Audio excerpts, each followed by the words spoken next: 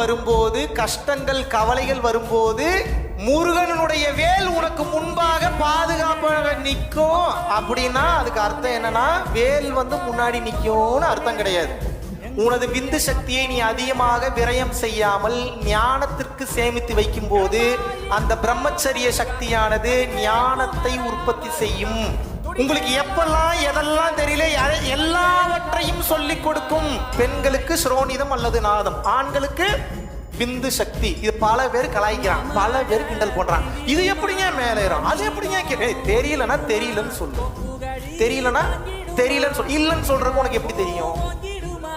எப்பேற்பட்ட முனிவர்கள், எப்பேற்பட்ட ஆகச்சிறந்த ஞானம் பெற்றவர்கள் எல்லாம் மூலாதாரத்தில் இருக்கக்கூடிய விந்து சக்தியானது சுத்த உஷ்ணத்தினால் எவாபரேட் ஆகி அந்த சுத்த உஷ்ணம் மேல டிராவல் பண்ணி புருவ மத்தியத்திற்கு பயணம் பண்ணும். பல பேர் என்ன நினைச்சுக்கிறேன், இது ஏதோ காமம் சம்பந்தமான வேலை போல். அப்படி அல்ல.